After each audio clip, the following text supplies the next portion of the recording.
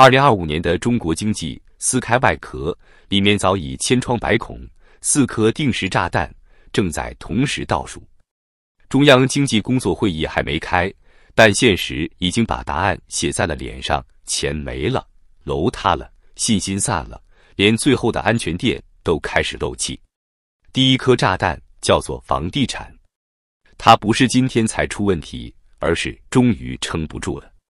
購房者信心本已脆弱，一旦龍頭房企需要困境融資，全國銷售情緒將進一步受挫。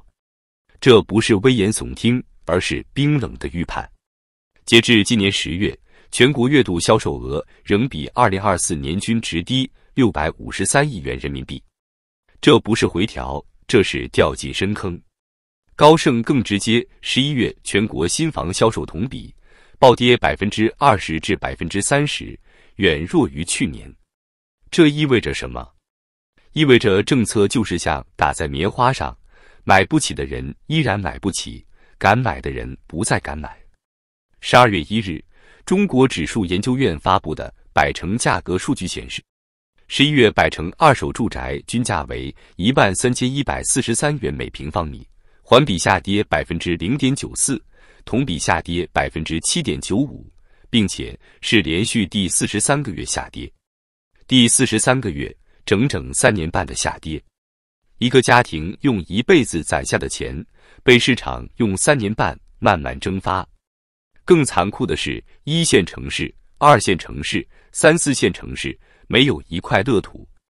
1線城市環比下跌1.15%，2線城市環比下跌0.98%，3、4線城市環比下跌0.81%。所有人都在輸，只是有的人輸得慢一點。而這還只是表層數據，真正讓市場心臟驟停的是萬科。12月1日，萬科2支債券因盤中下跌超過30%而臨時停牌。隨後，萬科提出一筆20億元人民幣債券展期1年。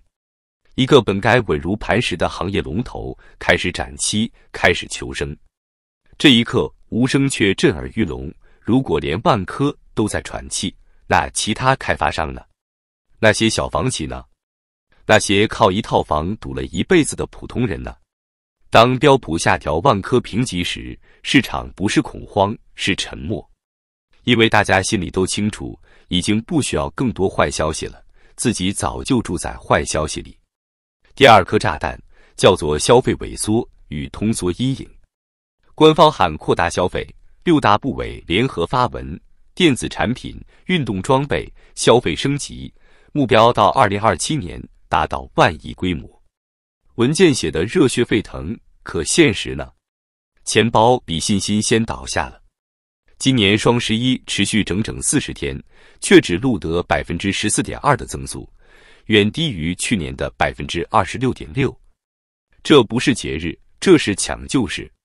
多家電商平台乾脆不公布 GMV 了，只說訂單量、用戶數、參與感。當一個市場開始回避最核心的數據，那就說明問題已經大到無法粉飾。用一個詞形容：消費休克。當人們連最容易衝動的那幾天都冷眼旁觀，說明他們不是理性，而是恐懼。他們怕的不是花錢，而是未來沒錢可花。而通脹數據看似還在上漲，2025年10月核心 CPI 上漲1.2%，但其中0.3個百分點來自金價飆升。買黃金是消費嗎？不是，那是恐慌的避難。剔除黃金後，中國仍處在實質性通縮狀態，物價在跌，信心在跌，未來的預期也在跌。當一個國家開始囤黃金，而不是買咖啡，你就該明白，問題不在消費，而在恐懼。第三顆炸彈是國債的異動。本來國家債券應該是最穩定的資產，是避風港。但現在呢？根據彭博匯總數據，中國30年期國債期貨盤中下挫1.1%，跌至自2024年11月以來最低水平。同時，10年期與30年期國債現券收益率同步上行。這意味着什麼？意味着在中央重磅會議前，市場不再避險，而是在逃離長期預期。人們開始懷疑，未來還穩嗎？政策還管用嗎？錢真的還安全嗎？資金像受驚的鳥，從最安全的地方飛走，這本身就是一份最真實的經濟投票。而且，市場還在擔心公募基金費率改革一旦落地，國債等資產配置需求可能被抑制。換句話說，連最後的安全島都在晃動。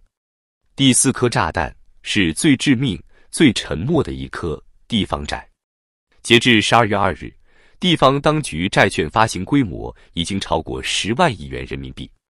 表面上是融資，實際上是拆東牆補西牆。舊債沒還清，新債又堆上去，利息像滾雪球一樣越滾越大。很多地方財政早已入不敷出，土地財政崩潰後，只能靠發債續命。可問題是，命能續多久？誰來還？答案只有一個：未來的每一個普通人。稅、費、社保、公共服務縮水，隱性負擔增加，這些不會出現在新聞頭條，卻會一筆一筆落在日常生活裡。你不會看到地方債危機幾個字爆紅熱搜，你只會看到醫保變緊、教育更貴、福利縮水、機會變少。這才是真正的債務螺旋，不想卻勒得越來越緊。4顆炸彈已經全部擺在桌上，樓市仍在塌，消費已失溫，國債在動搖，地方債在失控，而中央經濟工作會議即將開幕。這個會議本該是方向盤，但現在更像是急救室外的一扇門，所有人都在等。這一次會不會有一針真正有效的救命藥？還是繼續用口號、文件和數字安慰一個早已醒來的現實？更殘酷的部分還在後面。如果說前面那4顆炸彈還能歸類為經濟問題，那接下來要說的是生活本身的崩塌。不是理論，不是模型，是每一天、每一頓飯、每一次刷招聘網站時真實而沉重的窒息感。第5個隱形炸彈其實早已經在所有人腳下，就業坍塌。官方數據說，城鎮調查失業率保持在可控區間，但現實是簡歷投出去如石沉大海，崗位要求越來越低，工資卻越來越骨感。2025年，知名招聘平台數據顯示，應屆生崗位數量較3年前減少超過 35%， 而投遞人數卻翻倍增長。一個崗位幾百人、上千人搶，不是優秀與否的問題，而是根本沒有位置可以站。大量企業的招聘崗位被悄悄改成了實習生、勞務派遣、外包、臨時合同崗位，沒有保障，沒有未來，沒有積累。工作這個詞被拆解成一塊一塊廉價勞動力的拼圖。更殘酷的是，35歲以上的群體正被系統性排斥，不是能力，而是性價比不高。公司更願意要一個996也不說話的年輕人，而不是一個有家庭、有底線、有成本的中年人。很多人白天上班，晚上擺攤。有的人簡歷越投越薄，自尊越磨越低。還有更多人已經不再找工作了，他們只是活着。第6個炸彈是中產階層的塌陷。過去10年被不斷灌輸一個概念，只要努力讀書、買房、存錢、養娃，就能成為中產，過上體面的生活。現在發現，這個中產是用貸款堆出來的，是用透支未來壘起來的。房貸是鐵鏈，教育是無底洞，醫療是隨時可能引爆的地雷。曾經的有車有房，如今成了負債樣本。根據部分金融機構統計，多個1、2線城市的家庭槓桿率在2025年依舊維持在60%至70%的高位。也就是說，每賺100塊錢，60到70塊已經被未來預定。很多家庭正在做一件同樣的事情，減掉一切非生存開支，旅行、娛樂、外賣、新衣服、興趣班全部退場。口袋裡不是沒錢，而是不敢花，因為不知道明年還能不能保住現在這一點點穩定。中產不再談投資，只談活下去。第7個炸彈是信心的消失，這可能是最致命的一顆。信心不是看新聞，而是體現在每一個微小選擇裡。要不要生2胎？要不要換工作？要不要創業？要不要買房？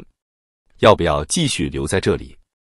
而現在，越來越多的選擇變成算了，再等等，以後再說，先保命。這種集體性的猶豫，就是一種社會層面的凍住。外資在撤離，這是事實；企業在觀望，這是事實；年輕人在躺平，這也是事實。不是因為懶，而是看不到出口。當一個社會開始普遍問一句話：努力還有用嗎？那一刻，問題早已超越經濟，而變成了信仰危機。而就在這一切背景下，中央經濟工作會議即將召開。外界普遍認為，這次會議將重點聚焦以下幾個方向：如何繼續托底房地產？如何遏制地方政府債務風險？如何提振消費，刺激內需？如何穩住就業基本盤？如何避免深度通縮？問題是，還有多少政策空間可以用？房子已經救過好幾輪，錢也早早投完，債越滾越大，信心卻依舊在往下墜。如果說過去的就是像打強心針，現在更像是在做無窗搶救。所有人都在等一個問題的答案：這一次是轉折點，還是緩期宣判？